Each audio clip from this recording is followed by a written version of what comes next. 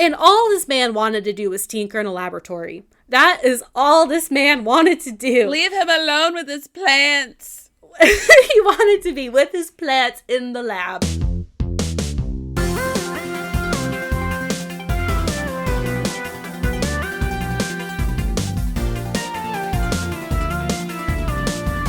Welcome to Ill-Equipped History, where two best friends tell you about a really amazing story for Black History Month. Yay! Woo! I'm Morgan, joined by my best friend and co-host, Emileigh. Hey. How's it going, Emileigh? I think I forgot to introduce us last week. So, it's going fine. It's going fine. Everything's fine. It's the Mondayest Monday ever. I got over 30 calls, incoming and outgoing together before 11 o'clock today. And my kids are out of school again tomorrow. So if you could send all the good vibes to me, that would be just swell. By the time you're hearing this, I might have perished already. I don't know. I'm emanating all the good vibes to you. Thank you. I'm gonna need them. For sure. Yeah, we also need good vibes up here in the greater Nashville area because we're still struggling. Struggle bus.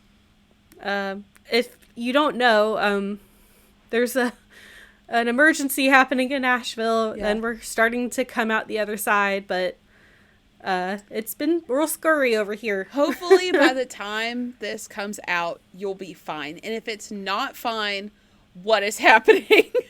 Yeah, I went to the store the other day to stock up on some groceries that had started to run out, and I texted Emileigh in our group chat, it's snowing again, and Emileigh was like, is it the actual apocalypse happening in Nashville? And I was like, I think so. Yeah. I think so. Yeah, Thankfully, you were like, didn't stick. I just wanted to go get some groceries. I just wanted groceries, and it's snowing!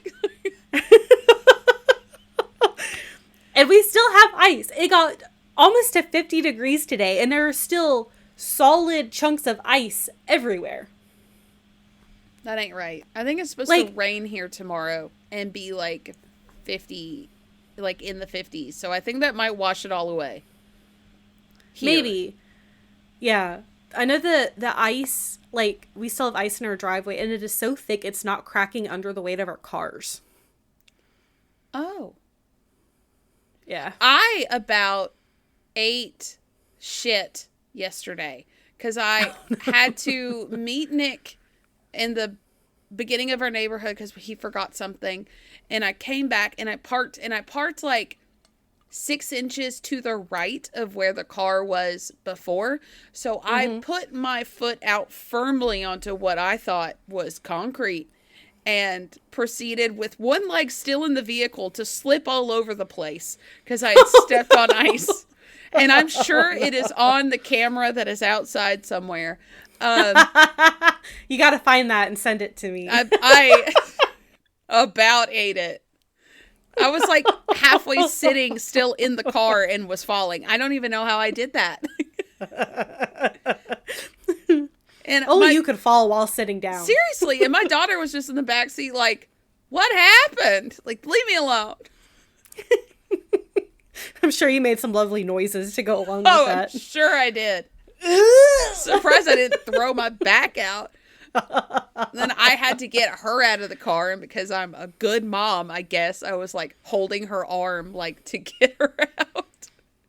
It's like it's too much. Let's go inside. So send help to us. SOS. And we're hopefully it's not lasting much longer. Hopefully. Fingers crossed. I need spring. I need it. I'm ready. I'm ready for some spring flowers. I love spring flowers. Yeah. I love spring. My birthday's in spring. I don't like getting older, but like it's better than the alternative, I guess. The only thing is I'm not ready to give up my sweaters. I love my sweaters. I have been living in sweaters since... True. Well, it started like in November-ish, and then it got hot again in December, And then it finally got cold again in January because it's the South. Yeah. So I've only been having my sweaters consistently for only about 2 months now. Like, I couldn't even wear my Christmas sweaters on Christmas because it was 75 degrees outside. I have one that has, like, it's real cute. It's got, like, Christmas lights sewn into it. Not, like, the tacky kind. They're, like, tasteful Christmas sweater. And I could not wear it. I was so upset. But Shy and I have decided that we have too many cute outfits in our closet to not wear them. Because normally we look like house hobos. Like, house goblin attire for sure. So we decided on Fridays we're going to have fancy Fridays. And we're going to dress up just because we can. That's so cute. I love that. Yeah. It's like, I have too many nice clothes that just sit in the closet. I'm wearing them to go to the coffee shop. I love that for you. That's wonderful. Thanks. Well, I don't have a way to transition into our topic, so why don't we just do our skit? Let's just dive in. Just jump in.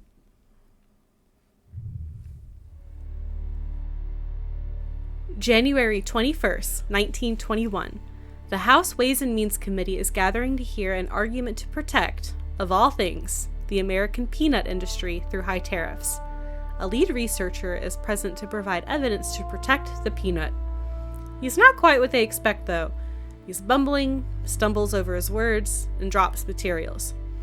By the time his allotted 10 minutes is up, he's barely gotten through his speech. Mr. Carver, you have maximized your time.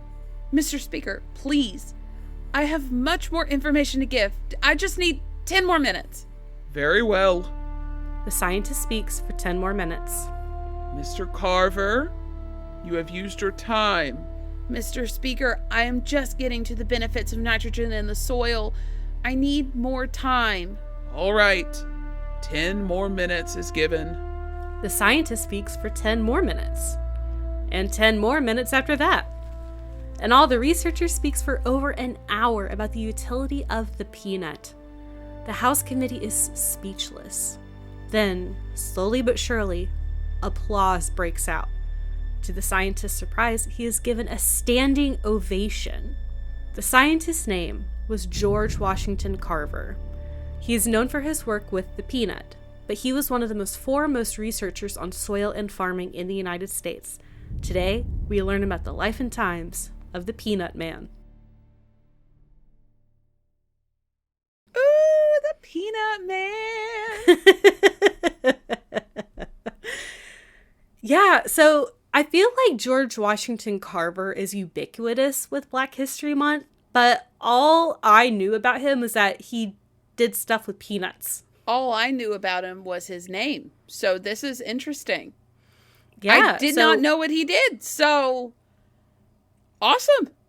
He did a lot, and we're going to talk about what he did, why he's famous, and why he continues to be famous to this day.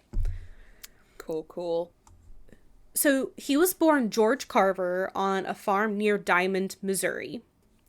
No one knows when he was born. Okay. People are pretty positive he was born enslaved. So sometime between 1861 and 1865, before Missouri got rid of slavery in July of 1865. Okay. The National Park Service lists his birthday as July 12th, 1864, but we don't know. Okay. He had a really chaotic life. So there's this farmer named Moses Carver. He was a white farmer, and he was actually pretty anti-slavery. Okay. But he had a 240-acre farm and needed help with it. Okay. So he then resorted to becoming an enslaver. So he bought a girl named Mary, who was 13 years old at the time, in 1855.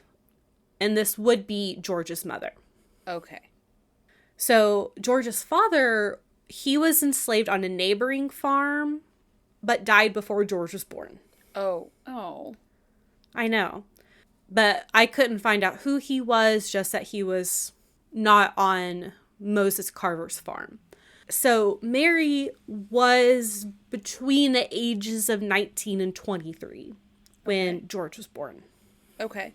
When he was an infant, his mother, and his sisters were kidnapped by slave raiders during the Civil War and sold in Kentucky.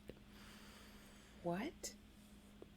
I didn't know that was a thing, but apparently, especially during the Civil War, there would be bands of raiders that would go and kidnap enslaved people and then resell them in like other states. So him, his mother, and his sister? It said sisters. Oh, okay. So multiple sisters. Got it. Yeah.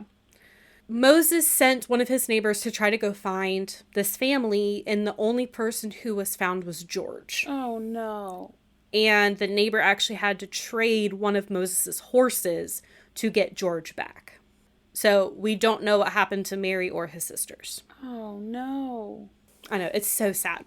So George goes back to Moses, and George does have an older brother named James. Okay. And another orphan. So Moses and his wife Susan basically adopt George and James, raise them as their own.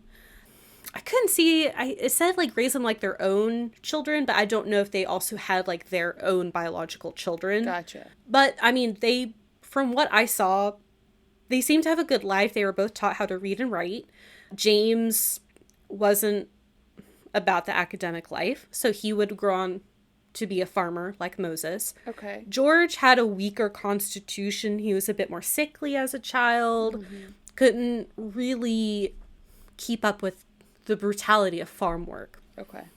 So Susan taught him how to cook, how to mend and embroider, taught him how to garden, how to do laundry, create herbal medicines, more of like, I guess what you would consider more like womanly duties. But he took to them pretty well, and he actually developed a very strong interest in learning about plants and how to grow plants and how to kind of do things with different plants at a very young age. I'm just thinking he was just given like a crap hand, and he still got a good life because of these people. And it's such a weird idea because technically, yes, they are his like slave owners, but like it wasn't like that. It didn't seem like that was the relationship they had. Right. And I hope it was more familial. I hope that I hope those people treated those enslaved with as much respect. Obviously they can't raise all of them, but like, you know what I'm saying? Like, I hope they all on that farm were treated that well. That with that I do too. Dignity and respect. I do too. I don't know a lot about the other goings on the farm other than James like became a farmer as well. But it doesn't seem like the relationship they had was one of like an enslaved child. Right. Like they weren't the servants. They weren't workers. They were children. That was the vibe I got. And George became very skilled kind of with his understanding of herbs and natural remedies and medicine, and like kind of knowing how to fix things going on with plants. So he, in his own little community, he became known as the plant doctor because he could go to other people's farms and be like, hey, there's some stuff going on with like your crops. You need to do this. That's and he would, so important. Yeah. And he was young doing this because he left home at age 11. What? To go to school. Wow. They sent him to school. Oh, good. So he went to this town called Neosho. Okay. In Missouri. It was at like 10 miles away. And while there, he lived with a black couple named Andrew and Mariah Watkins. And they kind of took him in as like a foster son almost. Mm-hmm. And George was attending an all black school in Neosho. So Mariah was a midwife and a nurse and was also very, very deeply religious. And I think he like went to church and stuff, but I think it was this time with Mariah that really grew his faith a lot.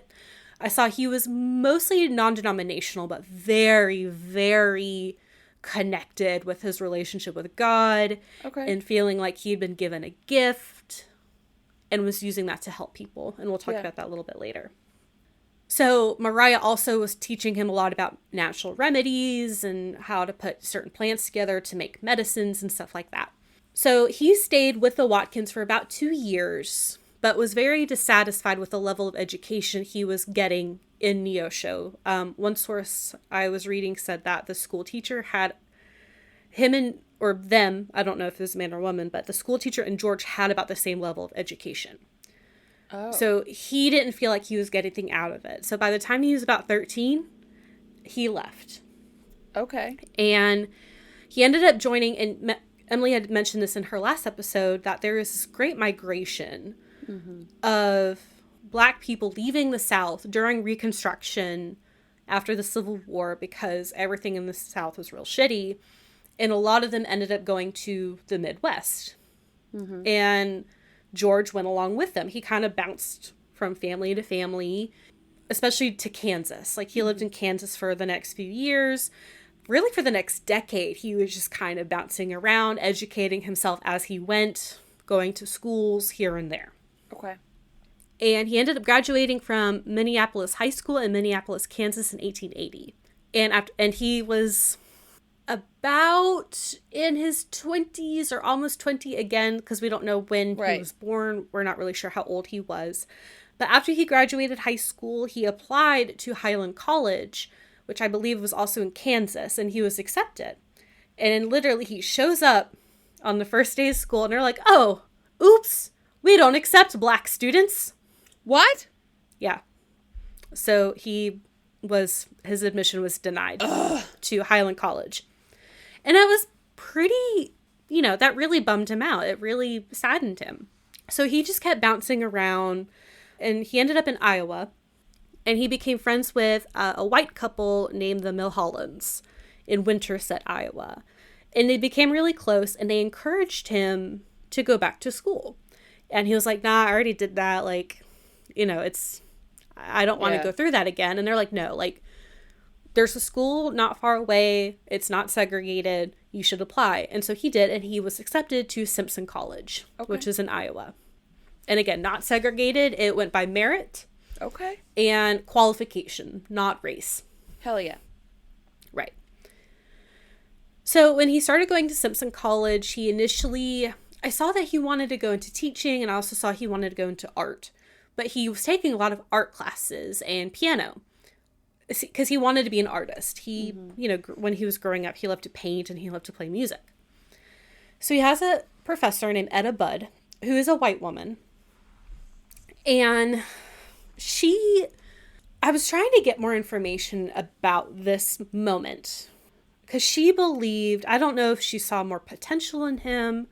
I don't know if it was, so she wasn't sure if he would be able to make it as an artist as a Black man. Okay. And I don't know if this was due to racism. I don't know if it was due to an oversaturation. Okay. I don't know if it was due to talent. I don't know. But she saw in his art, he almost constantly painted flowers and plants. So she was like, do you have an interest in plants? And he was like, oh yeah, I love plants. Yeah. So she encouraged him to study botany at the Iowa State Agricultural School, which is now Iowa State University. Okay. So again, I don't know the circumstances to why, but he did. He listened to her because even he started becoming a little more skeptical about his success as an artist. Mm-hmm. Again, I don't know if it was an oversaturation. I don't know if it was because of his talent, because I've seen his paintings and he looks like his art looks good. Mm-hmm. Or maybe it was like he was talented, but because he was a Black man, he wouldn't be able to make it as successfully as if he were a white man because racism. There could be any number of reasons. Yeah. And one of his really big goals is he wanted to help people. He felt like that was his calling ultimately, was to help people, and he wasn't sure if he would be able to really help people as an artist. Fair. So he did apply, and he got into the program, and he became the first African American to earn a Bachelor of Science degree in 1894. Wait. In botany specifically? He specialized in fungal infections of soybean plants. Oh! So I assume botany, yeah. Cool. And his professors realized, like, okay, this kid is smart. Like, I mean, he's not a kid anymore. This is... Right. I mean, 1894, he graduated in 1880, so now he's, like, in his late 20s. Okay. Probably early 30s. But they're like, okay, he's very talented. He's also very specialized. So his professors encouraged him to go to grad school, and he did. And while working on his master's degree, he worked with L.H. Pamel, who's a very brilliant mycologist at the Iowa State Experimental Station, and he learned more about plant disease and treating plant disease, you know, again, becoming very, very specialized. So 2 years later, in 1896, he earned his master's degree in agriculture, which was a very big deal. And he was the, quote, the only African American in the country with graduate training in scientific agriculture. Wow. So he started getting a lot of job offers. Yeah. And he was noticed. Yeah. And he was noticed by one Booker T. Washington. Oh, you know, just a little name. Just that guy. Just that guy. Just that dude. So Booker T. Washington was, I think, the president of the Tuskegee Institute, which is now Tuskegee University in Alabama. And his idea for George, he wanted to open an agricultural school, and he wanted George to lead that agricultural school. Okay. And George accepted. And he would remain there for the rest of his life. Wow. And he accepted on April 12th, 1896. So very quickly after he got his master's degree. Yeah. Well, this is his way of, like, helping people on top of doing the thing that he stinking loves. Right. And Washington was very eager to get him because because Tuskegee Institute, now Tuskegee University, is a historically black college, and he wanted to keep his all-black staff. Yeah. And faculty. So he was like, oh, because I want to open this agricultural school. George Carver is like the only guy in the country that is a black man and has the expertise to do that. Like, so I want him to come here. Like, listen, you are my only shot, man. Right. Please. Right. And he accepted. So I'm going to talk a little bit about George's and Washington's relationship with each other. Okay. It was complicated. Okay. So I have kind of a long quote from the American Chemical Society. I got a lot of information from them. So this is a quote from the website about George Washington Carver. Quote, Carver expected that as director of the newly created Agricultural Experimental Station, he would devote most of his time to research. Washington was not hostile to research, but he also expected Carver to manage the school's 2 farms, teach a full regimen of classes, serve on numerous committees, a chore Carver particularly disliked, and sit on the Institute's executive council, as well as ensure that the school's water closets and other sanitary facilities function properly. End quote. Jeez. So George had his plate full. Yeah. And all this man wanted to do was tinker in a laboratory. That is all this man wanted to do. Leave him alone with his plants. He wanted to be with his plants in the lab, and he had to deal with all this other stuff. And I saw that, like, George threatened to quit all the time, and Washington was, like, very accommodating, but also was like, I didn't really ask a lot of George, but when I asked him something, it wasn't an ask, it was an order, basically. And they butted heads a lot. I have another quote from the American Chemical Society. Quote, Washington was a pragmatist, always in a hurry to get things done. Carver was a dreamer who only wanted freedom to tinker in his laboratory, experiment with plants, or if the spirit moved him, pick up a brush and paint. In addition, the well-organized Washington resented the disorganized, administratively sloppy, and shabbily dressed Carver. So Carver, he just wanted to live his life with his plants. And He's a free Washington was spirit. making him work. Leave George alone. I'm on George's side. I know. And this was like so petty. So George Carver had a nemesis in a man named George Bridgeforth. Okay. Who would talk shit about Carver to Washington. And he wanted Carver's position. So he was like talking shit. And then Bridgeforth and Washington would gossip to each other about Carver. And then Bridgeforth would go back to Carver and be like, this is what Washington said about you. Oh my God. What a little shit stir. I know. Little pot. Oh my, little pot stir. Little pot stir. Oh my God. And Carver just had no interest. He was like, I don't even care. I just want to be with my plants. Yeah, leave me alone. I'm here for the plants. I don't care about you. Like I said, despite all of this, Washington was very accommodating to George and met a lot of his more outrageous demands at the expense of the relationships of the other faculty at Tuskegee with George. Okay. So one thing was that George received a salary of $1,000 a year. Okay. Which is about $38,500. Okay. Other faculty had a salary of $400, which is the equivalent of about a little less than $15,500 a year. Wow. So he had over double their salary, and a lot of the faculty had to double up on rooms, like be roommates with each other. George had 2 rooms, one for him and one for his plants. No.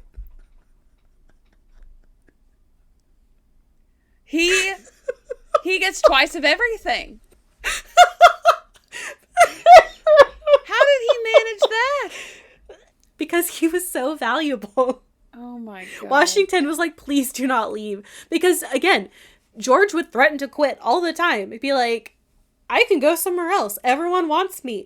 I'm a very valuable person. And Washington would be like, yeah, you are a very valuable person. Please don't leave. Yeah, I'll more than double your salary. Yeah, you can have 2 dorm rooms. That's fine. I feel like he gaslit Washington just a little bit. I was cracking up. Just a little bit. Go, George. George. Oh, silly Get that George. That's so funny. And a lot of faculty, like, also had their families, and George never married. Oh. So he was just by himself in his dorm room with no family, like, no wife, no children, with over double the salary, with all the other faculty, most of them having spouses, having children. Wow. What? Even. Craziness. But George wasn't all happy about his role. Washington placed a lot of expectations for him to teach, and George didn't really like teaching. He just wanted to do research. He just wanted his plants. Yeah.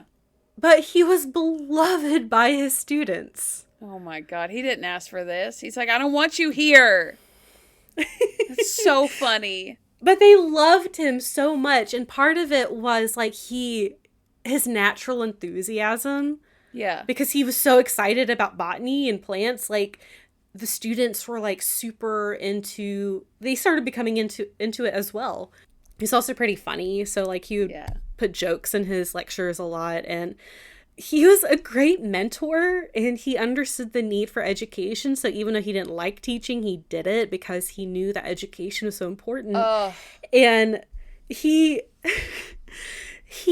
started becoming a mentor to some like of the poor boys on campus, and they would like go to him and like ask him for advice, and like he would help take care of them, to the point where he started calling them his boys. Oh my gosh. And then like this started spreading to other people just in the South, and like even white boy, like, I mean, these are all men, they're all college students, but like young white men would come and like want to be his mentees. And a lot of these people came from the Commission of Interracial Cooperation and the YMCA.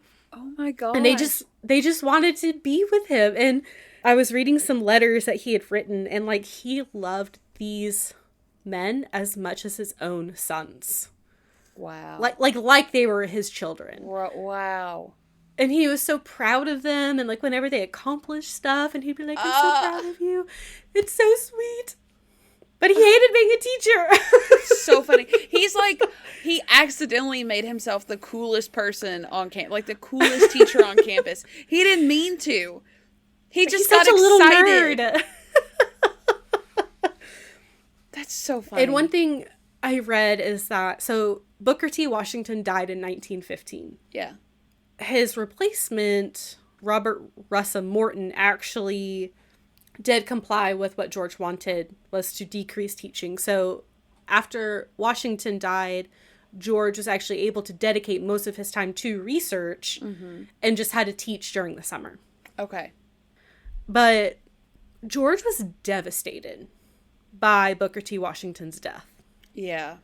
Despite all of their butting heads and stuff, I think there was like a real love between them. Like they're kind of like brothers. Like they couldn't be in a room together, but there was a lot of love. And he actually incorporated Washington into his name to honor Booker T. Washington. Wow.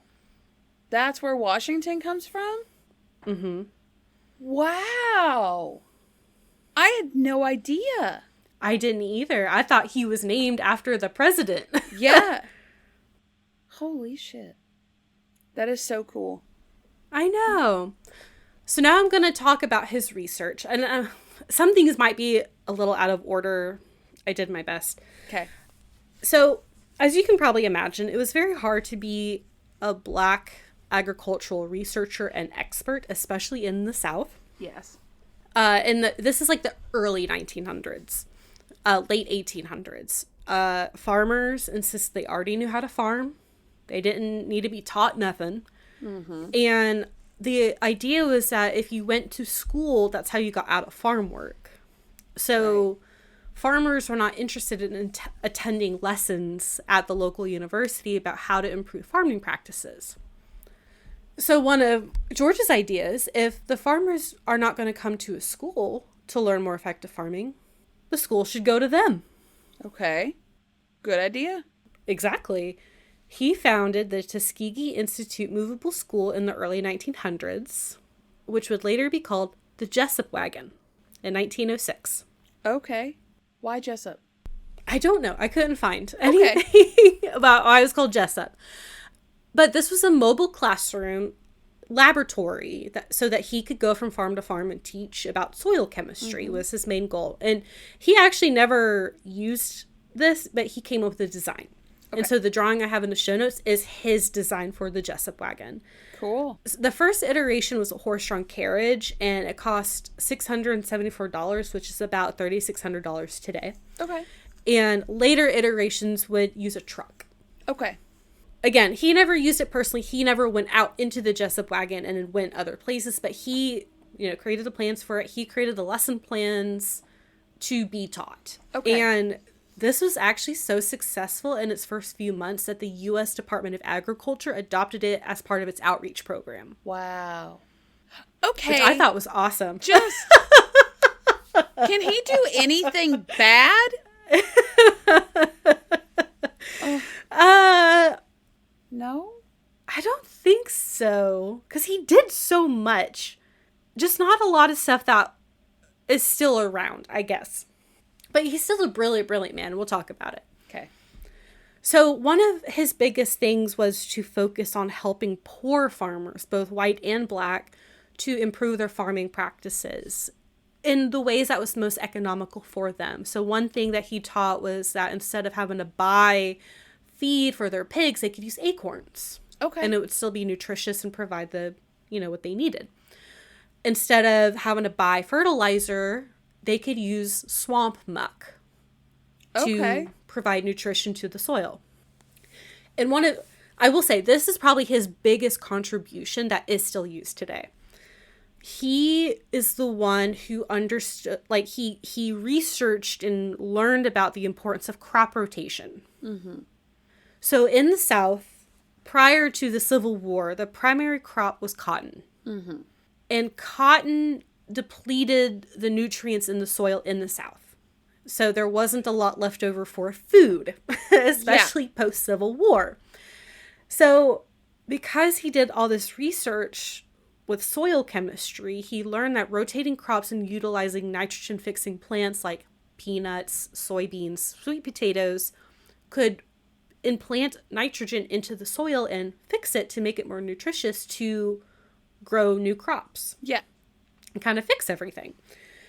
And this also could increase crop yield. So he had one of his laboratories, he had a half acre, and he was able to increase sweet potato yield from 40 bushels to 266 bushels in just a few years. What? On a half acre. Holy shit. That's a lot of sweet potatoes. Yeah. And all he did was plant legumes. That's all Peanuts, he did? beans, etc. Wow. Using this knowledge, he then started and especially because the cotton crop had also been decimated by the boll weevil. Mm-hmm. So especially poor southern farmers were kind of at a loss. So he encouraged them to start planting legumes to help not only create a new crop, right, but also to fix the soil left over from cotton. So now there's a shit ton of crops that were never really used before, like peanuts, sweet potatoes, soybeans, stuff like that. So now he's like, okay, now what are we going to do with all the surplus crop? So he started with sweet potatoes, and especially like this was around World War I when he's starting to do this research. And there were some food shortages during World War I, so he started researching sweet potatoes. Unfortunately, he didn't really get anywhere until the end of the war. Right. But he was researching how to make flour, vinegar, stains, dye. I mean, he made over 100 different products with sweet potatoes to try to find utility for this new surplus. Mm-hmm. But peanuts, that was his thing. Yeah. He created more than 300 different products from peanuts. What? Including, quote, milk, Worcestershire sauce, punches, cooking oils, salad oil, paper, cosmetics, soaps, and wood stains. He also experimented with peanut-based medicines such as antiseptics, laxatives, and goiter medications. It should be noted that many of these suggestions or discoveries remain curiosities and did not find widespread applications. That's a quote from history.com. But he made them. He made 300 different products from peanuts. Oh my God. That's so impressive. But with all this, because I thought this, he did not invent peanut butter. What?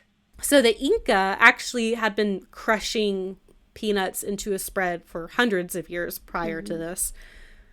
But wouldn't you know, the man who actually filed a patent for peanut butter in 1895 was John Harvey Kellogg. No. No, not him. Peanut butter's so good and he's so boring. And terrible. And he's awful. a eugenicist. And doesn't like sugar on his cornflakes. No. We did an episode about John Harvey Kellogg. There's a lot going on there. But yeah, he invented peanut butter in the United States. I'll never eat one of my peanut butter chocolate chip cookies the same again without thinking about how that motherfucker gave it to us. Damn. But he didn't add sugar to it, so it was just basically crushed up peanuts. If that helps you feel better. That does. That would be boring. More boring. That is on his brand. Yeah. No sugar. It was literally just like liquefied peanut. And that's it. Which, I mean, probably still wouldn't be bad because peanuts are good. Yeah, if you put the right jelly with it. But that would be too much for his sensitive palate. No, jelly would be way too sugary for him. No, and you got to do the freaking...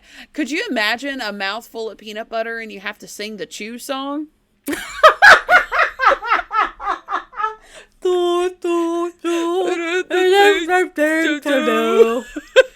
Just like you can't even open your mouth. There's just so much peanut butter in there, and no bread either. It's just peanut butter.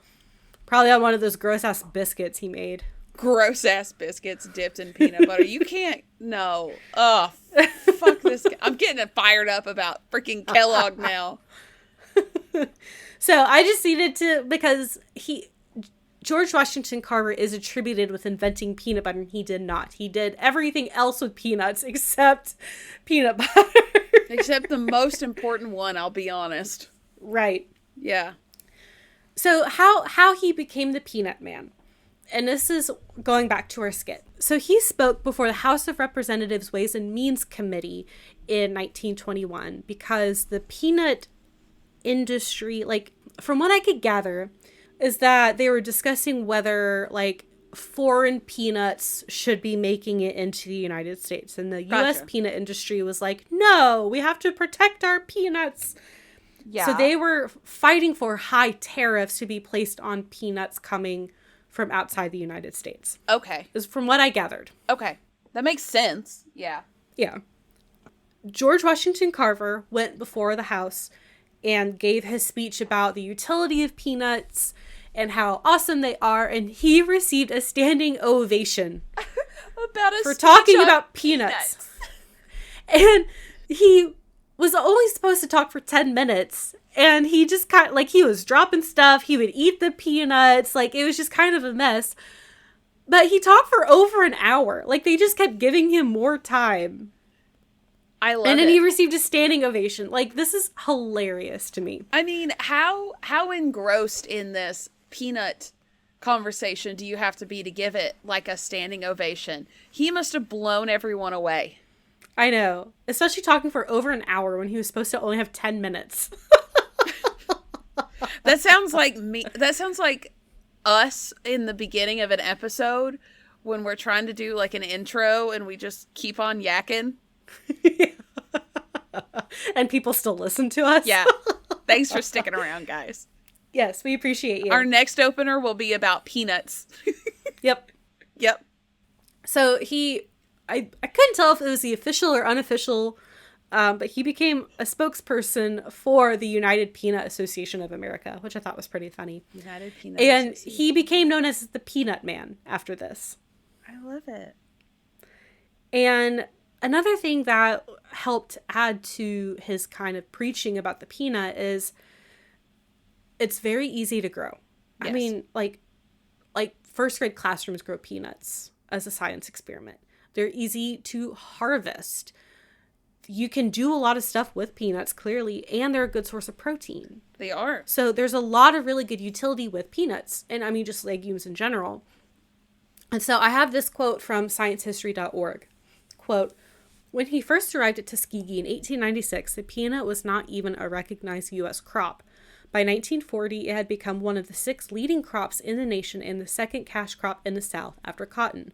Both peanuts and sweet potatoes were slowly incorporated into Southern cooking, and today the peanut especially is ubiquitous in the American diet." Yeah, boiled peanuts. Boiled peanuts. Boiled peanuts. You can find them at any gas station, probably like in Georgia or Alabama. You can find them. And a few in Tennessee. And some in Tennessee, yeah. You just gotta be close to Georgia. Right. They're not really Southern Tennessee, yeah. Yeah. So, but I didn't know that, like, before his research, like, people weren't really eating sweet potatoes and peanuts. Like, you know, they're right. Like, it is ubiquitous. The peanuts the peanuts I could see. Like, yeah, it's weird, but okay. Sweet potatoes, I was not expecting that. I just, in my brain, sweet potatoes have always been here. They are a thing. Sweet potato pie. Sweet potato pie. Sweet potatoes in general. Just sweet potato casserole. Oh, I love a sweet potato. Sweet potato fries. Now I'm hungry. Oh, I love sweet potatoes. We need to get you some sweet potato fries and boiled peanuts. Yeah, I had a sweet potato last night. But it is a Southern staple, and, like, I had no idea that before this time it wasn't a thing. Like, what? Yeah, that's crazy to think about. So going on to, he wasn't just a researcher, he also did a lot of public outreach because, again, one of his missions that he felt he had to serve in life was to help other people. Right. That was his main driving force. That's why he did all this research, was to help farmers improve their farming practices, to fix the soil so they could grow more crops. So one other thing, and I'll get more into a little bit later, but he was, like, using his research to help kind of bridge the gap between racial divides in the South. And he actually met with Mahatma Gandhi to discuss nutrition in poor areas in India. Wow. Which is crazy to me. I didn't know that they met. What? What an interesting life he has lived. I know. And he especially became sought after during the Great Depression because, quote, he was able to show farmers how to maximize plant production and improve the soil at very little cost. So, and we've talked about the Dust Bowl before. Like, that was actively happening in the Midwest. Wow. And I'm sure a lot of his, like, the Civilian Conservation Corps, if I remember, was doing a lot of erosion research in Alabama. So I wouldn't be surprised if George was, like, helping research how to improve farming practices in the Midwest, too. So another thing that he did at great cost and expense to himself and the university was that he would publish these bulletins based on his research. And this would go out to the public. And included was tips and tricks for farming practices, lessons for science teachers, food recipes, ways to help improve diet. And these would be published, and they were very, very successful and popular. And he had no money to, like, publish this. So he would have to, like, go to the printing press at the Institute and be like, please print these for me. And they're like, we don't have any money either. Yeah. And so he just, and, like, these were free, so he wasn't getting any money from dispersing these bulletins. But there was crazy demand. I mean, his initial runs would be between 3,000 to 5,000 pamphlets of his bulletins, and people would want more. Wow. That's so expensive. Yeah. And I think he published 44 bulletins during his time at the Institute. He originally wanted to do 4 a year. That did not happen because, again, he's a little lackadaisical and research takes time. So he would sometimes go like 1 a year, maybe. Okay. When the polio outbreak was in full force, he actually was trying to develop a treatment for polio using peanut oil massages. So he would go and, like, give these very deep tissue massages using peanut oil, and he thought that the peanut oil would, like, drive the virus out of the body, because people were reporting improved symptoms after the massages, but that was probably more likely to the massages than the peanut oil. But he never took payment for these treatments, so it's not like this was a snake oil salesman or anything. Like, he wasn't selling a treatment, he was just trying to help people. Right. And if it alleviates some symptoms, what's the harm in it? Right. And unless, like, you have a peanut allergy. But right, of course. Like, he's not a biologist. He's not an epidemiologist. He's not even a doctor. He's a botanist, you know? Yeah. Like, his like, if he knows anything about diseases, it's plant diseases, you know? Like, it's not, he doesn't know a lot about human diseases. But he's trying to help. He is trying to help. He was also, like I said, very religious, very dedicated to his faith. He actually taught a Bible class every Sunday for 30 years. Oh, my God. And he attributed a lot of he dedicated a lot of what he was doing to God, and also attributed his successes to God as well. He had a lot of friends, one of whom was Henry Ford, who actually put in an elevator in his dormitory so he could get to and from his lab more easily as he got older. Do you know, he is giving the same energy as that tour guide we had in Philly? Yes. That's like, he's just a cute old man that I just want to love and hug and I was actually showing someone the video of, I think, because it was his name, like, Carl or something. I think so. And his little old man shuffle, I was showing someone. They're like, oh my God, his little laugh shuffle. where he scrunches his nose and closes his eyes. Oh my God, I miss him. So cute. I know. This is where I'm gonna talk about his awards, honors, and his political stances. Okay. So when he was alive, he was one of the most famous people in the United States. I bet. He was offered many positions at many other labs, but he insisted on staying at Tuskegee. In 1923, he earned the Spingarn Medal, which Emileigh talked about last week. It's awarded by the NAACP. Mm-hmm. He was named a Fellow of the Royal Society of the Arts. In 1941, Time magazine called him the, quote, Black Leonardo. Oh, okay. Okay. And one thing I saw that was interesting is that, like, he didn't really make a lot of statements about race beyond, like, we should all work together. You know, he wasn't taking a very strong stance in either direction. I don't think he could be classified as someone who fought for civil rights, because he was pretty passive in that regard. So, for example, he was invited to a dinner with Henry Ford, and George is actually an honored guest. Okay. But he did not want to make the white people in attendance uncomfortable, so George ate his dinner outside. Like, he chose to go outside and eat his dinner alone by himself in order to not make the white people in attendance uncomfortable. And then there's another incident I read about, and I think I got both of these from NPR. There was one, he was in his 70s at this point, and he'd made a reservation at a hotel in New York City. When he showed up, the staff told him that there were no rooms available. Okay. And he was like, well, I made a reservation. So he waited for a room to open up. Like, he waited hours, to the point where, like, the press found out. Because, again, this is, like, one of the most famous men in America, and he's not being allowed into a hotel room. And the press started getting involved, and one of George's friends, who's a white man, booked a room just fine.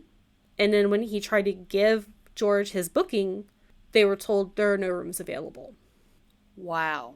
So this is, like, clearly founded in racism. Yes. Right. And this made national news.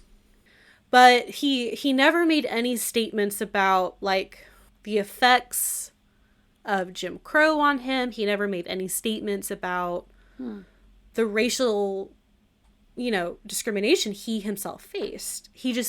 I'm sure he felt it, but he never made any outward statements. And I think it was an NPR article that said that this unfortunately kind of allowed him to be a symbol for a lot of different groups. Oh. Sometimes for not the best reasons. Yeah.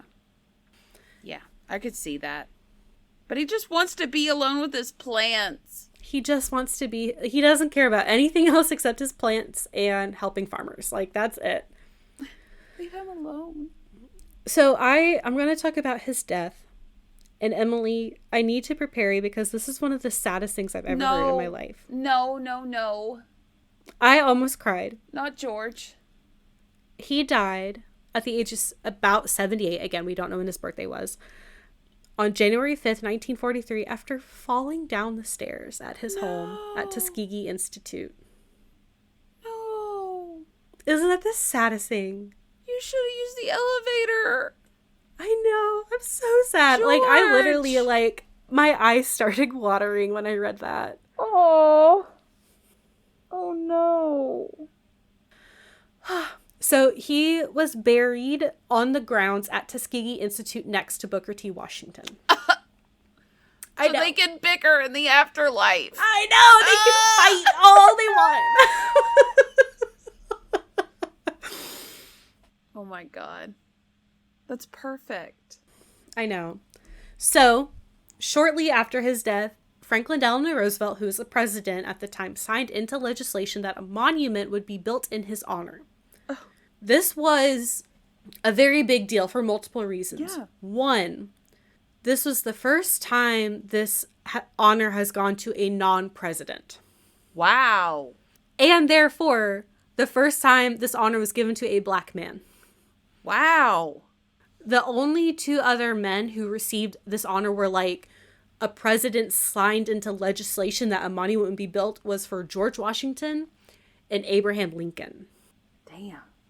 So very big honor. So the George Washington Carver National Monument was built in Diamond, Missouri, which is near where he grew up.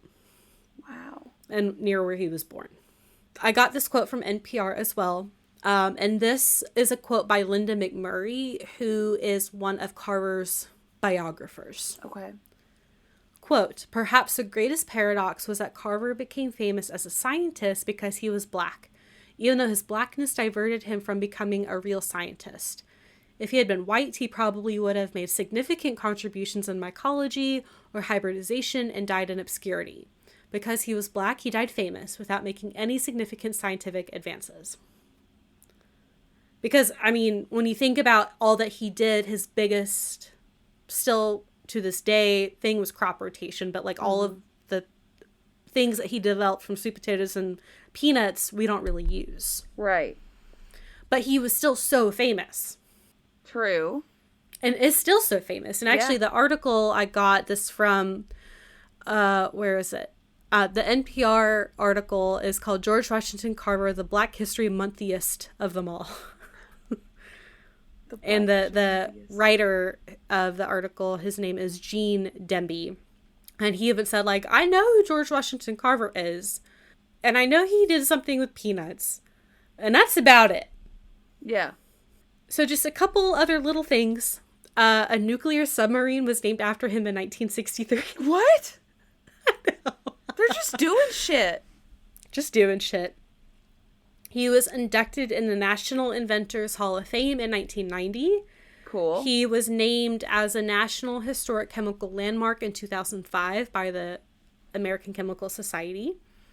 Okay. And in Iowa, February 1st is George Washington Carver Day. Oh, cool.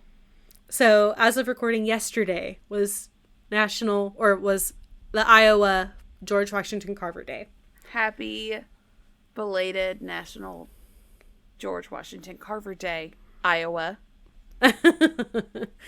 And I'm going to leave you with this quote by George Washington Carver. Okay. Quote, "It is not the style of clothes one wears, neither the kind of automobiles one drives, nor the amount of money one has in the bank that counts. These mean nothing. It is simple service that measures success." I love him. I love him so much. He's just a cute little old man. It just... that loves his plants. I love his plants too. I know. I was trying to find pictures and I saw a couple of him in his lab and I was like, yay. I mean, they're all of him like when he's already kind of old because, right. 1800s of it all. Yeah. Because by the time he joined the Tuskegee Institute, he was almost 40. Jeez, really? Damn. Yeah. Who say that like that's old? I know. My husband's almost 40. Oh my God. I just wish he had made peanut butter before freaking Kellogg. I know. Well, technically, if it helps you feel better, the Inca were actually the first people to do that. That does make me feel better. Let's just pretend that Kellogg just stole it from the Inca and it wasn't his to patent and he didn't make it as good anyway. They probably add some good stuff. Like I think they had sugar, so they could have added sugar to it, and yeah, the Inca probably made some fire peanut butter, and Kellogg was like, "That's too tasty. How dare you?" That was like hand ground on like a stone or something. So I bet that was like peak peanut butter. Mm. On a fresh tortilla. Oh, I eat peanut butter on tortillas. I've made like peanut butter quesadillas before where I'll just like spread peanut butter on a tortilla and I'll heat it up and then the peanut butter gets all melty and then I'll just like eat that. Like that's my lunch. It's just, I love tortillas, you guys. Like I could eat them for every meal and that's why I'm as fat as I am. My normal breakfast is a bagel with peanut butter and local honey to help with my allergies.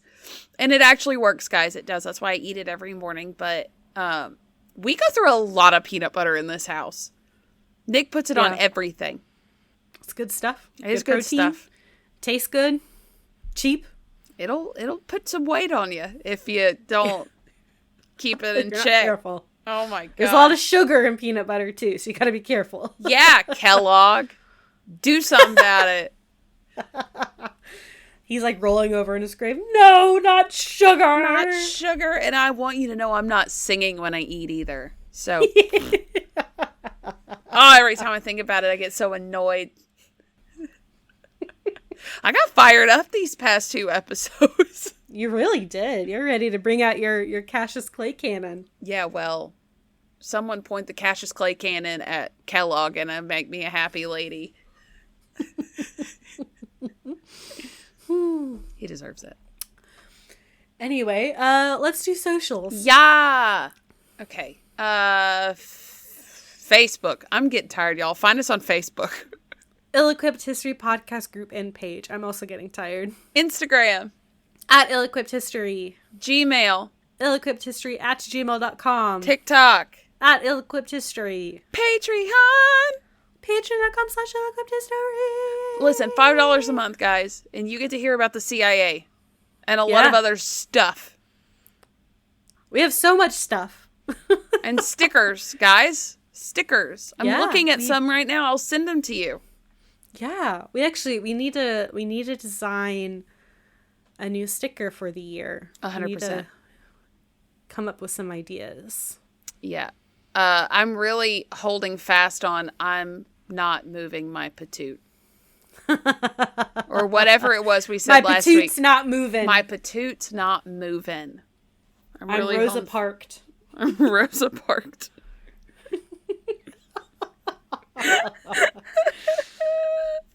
I love it.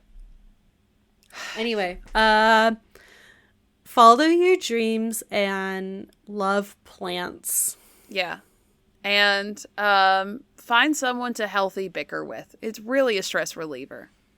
It is. You get a lot of stuff out that way. Yeah. Yeah. Sometimes I just pick a fight with Lou and we just go back and forth and I'm like, I needed that, you know? It's not a real fight. It's really just us calling each other out on stuff, which I feel like all of our friend group does. So feels good. Yeah. Okay, bye.